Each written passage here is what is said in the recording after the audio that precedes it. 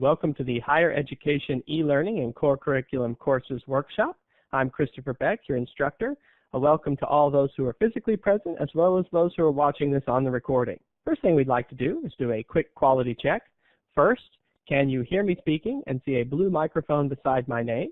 Do remember that if you'd like to talk during the course of this workshop, you'll need to press the talk button before you start, and that's important.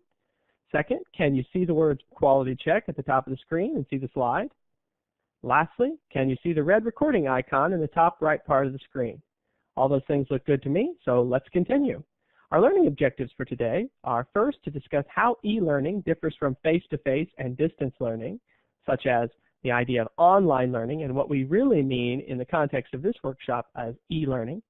Next, to determine how an active e-learning environment affects learning outcomes, as opposed to, say, more passive e-learning environments that were used traditionally in the past.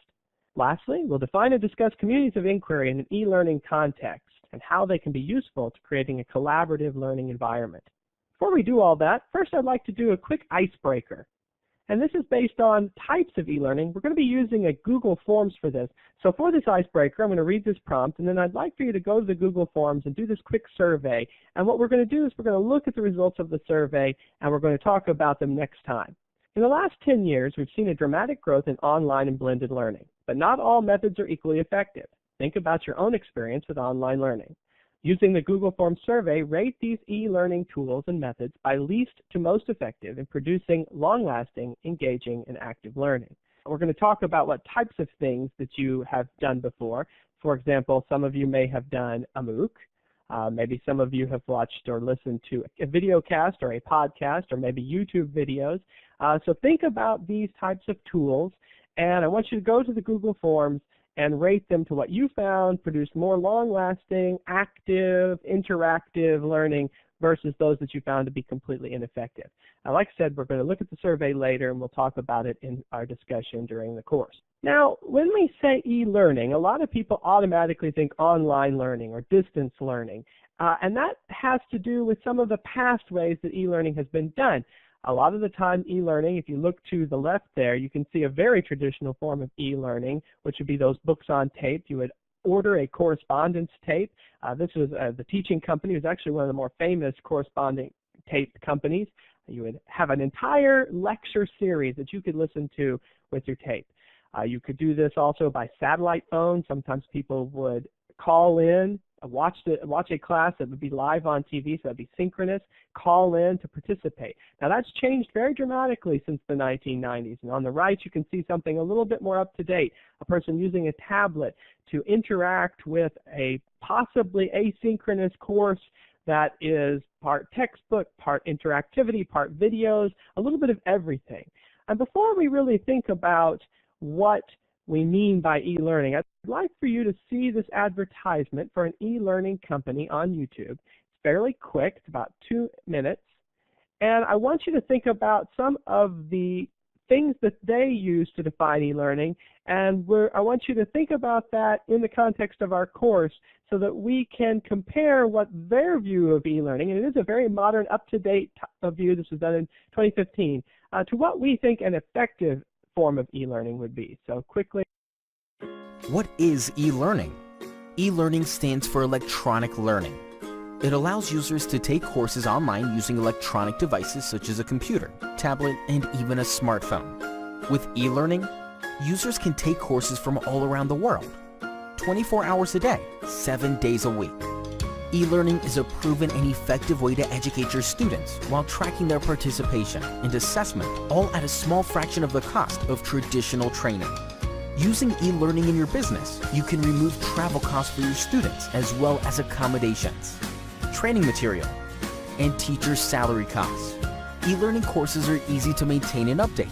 With the power of e-learning, you allow your users to learn at their own pace and present them with engaging learning through the use of audio, video, interactive games, simulations. E-Learning Media Inc. is an industry leader in e-learning development, and we are here to answer your questions and help you develop your first e-learning course. Learn how we do it at e-learningmedia.com. E-Learning Media Inc. Be brilliant.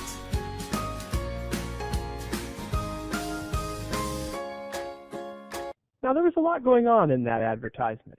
You saw a lot of emphasis on low cost for the instructor, low cost for the student, on the ability to do this anytime, anywhere, the ability to use any form of technology, be it a laptop, a tablet, or even a phone, to access the course. You saw a little bit of an emphasis on interactivity, but you didn't see much emphasis on community or on students interacting with one another or students interacting with the instructor. So I think that was an interesting emphasis. One of the big things I think, too, that is showing in that advertisement is the emphasis on how easy it is to set up and easy to maintain. But does that make an effective e-learning environment?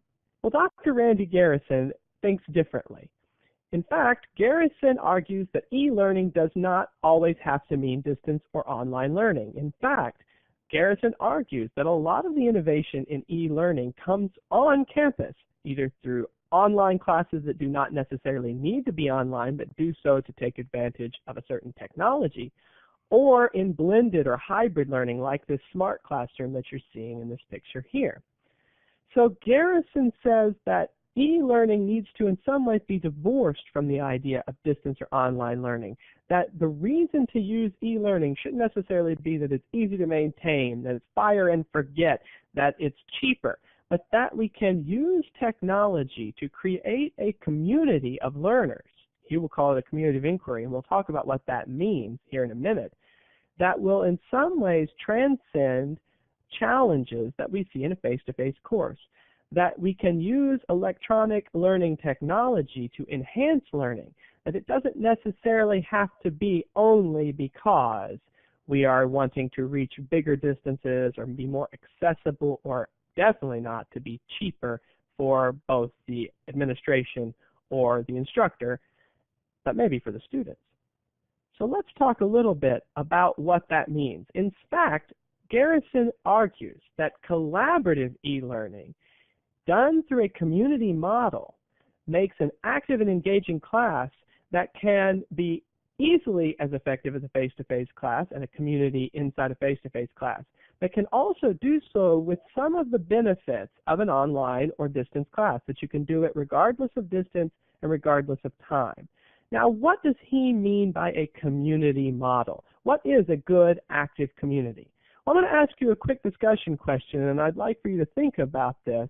And I want you then to write up a quick 2 to 3 minute long response and post it to the discussion board. And I would like for you, if you are here right now, just to quickly look at some of the other arguments, and we might talk about them here. If you're not here, please try to at least respond to 1 or 2 of your fellow students, and hopefully they can come back and either respond to you or have a bit of a discussion. So please try to be active with your discussion board. So we're going to take about 2 or 3 minutes after I read the prompt here, write a quick post, and then we'll come back here and discuss it together. Students today are often adept at using social media such as Facebook, Twitter, Instagram, Snapchat, all those are those icons down below. But there's a big question. How does their familiarity with social media both help and hinder them in an e-learning environment? How does an e-learning community differ from a social media community?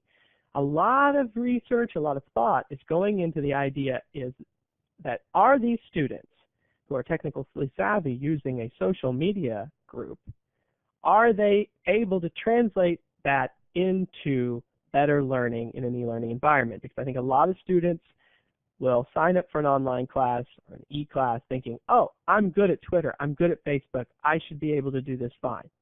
So I'm going to take 2 or 3 minutes and come back here after you've written your quick discussion post on this. All right, so we're back, and let's think about what the research says and what Garrison says. Well, what we found out, both sociologists, psychologists of learning, cognitive psychologists, also people studying education and methods and pedagogy, all of them are finding out that familiarity with social media does not actually translate to success with e-learning. In fact, Garrison says that social media has the opposite effect, that even though it is a social group, it is not one that has lasting interpersonal relationships. It is not one that builds collaborative thinking. In fact, he argues, and other people are finding this too, that it builds groupthink, that you immediately are attracted to the ideas that you already have preconceived, and that you reject the notions that you don't like. That instead of thinking deeply, instead of having a critical discourse, you just gravitate on social media to the group that echoes your viewpoints. This is actually the opposite of learning. This is building misconceptions. This is reinforcing errors. So we're finding that even though students are very good at using Facebook and Twitter and all these other social media sites, that it isn't helping them learn. So what is a good community? Because not all communities are created equal. What Garrison argues for is a community of inquiry model that offers opportunities for collaborative learning, that we build a community where people come together through distance, maybe just by using a learning management system or other electronic learning tool, and they use their ideas to collaborate and build a better idea. So how does this work? What does it look like? Well, the COI elements, the community of inquiry elements that are necessary to have a good, strong educational experience are social presence, right here, cognitive presence, right here, and a teaching presence. Now, what does that mean? Well, cognitive presence is, simply put, the ability to learn course material, to exchange ideas about it, and to apply the course material in innovative ways. A social presence is an interpersonal community that is trusting, where sharing of ideas occurs, where critique occurs, where communication of different viewpoints occurs, all within this course, this educational experience. It's deeper, where you have deeper analysis, critical analysis. It is not just a base level, hey, how you doing? Hey, how you doing? This is something where everybody looks at the same content, shares their ideas, alters each other's ideas, revises each other's ideas, and produces a better idea as a group. Lastly, teaching presence, which is part of this larger educational experience, is where participants have a stake in setting the curriculum and methods, sharing meaning, and instructing one another. Now note, I said participants for all of these, and that means that both the instructor and the students have to have all three of these, that the instructor should have a social presence, be a sort of trusting leader of groups, to participate, to offer new ideas. The instructor needs to have a cognitive presence, also engaging with the material, maybe even learning from the students. And of course, the instructor needs a teaching presence, but also students need these three things too. The students need to be involved as group leaders, teaching one another, thinking about these different ideas with one another.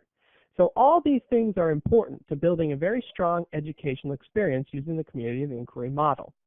And we're going to think about this in the context of core curriculum courses, because one of the things that Garrison argues is that this type of e-learning experience, a community of inquiry, can overcome even some of the challenges we see in face-to-face courses. And one of the big challenges we see in a face-to-face course that is a core curriculum course is that we have a very large, isolating lecture hall where you have the sage on the stage talking about the content. The students are passively sitting there thinking about what the sage on the stage is saying, but not actually involved with their own experience. There's no transaction here. It is simply professor giving ideas to students.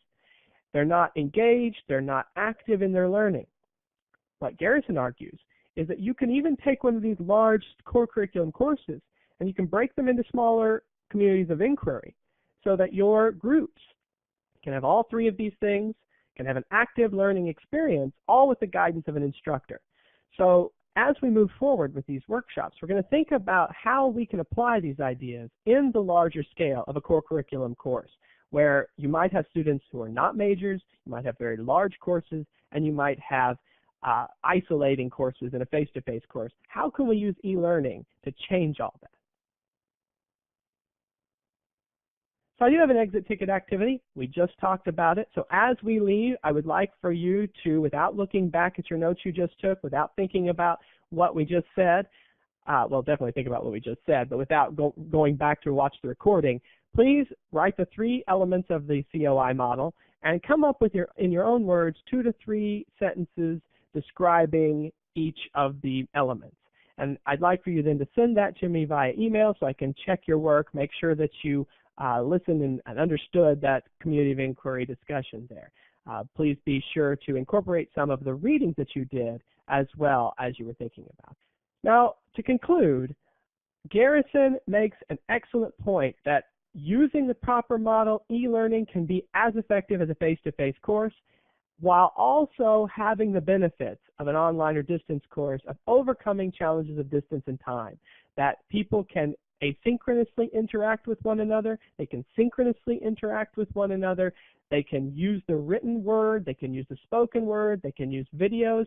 All these things can build an effective model that can be as effective as a face-to-face course, in some cases more effective than a face-to-face course. So this is a great endorsement of why we want to think about using e-learning or blended learning even in our traditional classrooms. All right, thank you for attending, and I'll see you all next week in our next workshop. Please be sure, if you were watching this in the video, to do some of those things and send me the email to post your thoughts, and to also please complete the Google form so we can talk about that next week when we do our next workshop. It was a pleasure to see you all this time. Please check my references here. You can look at some of the references used for this, and we will talk to you later. Have a great day.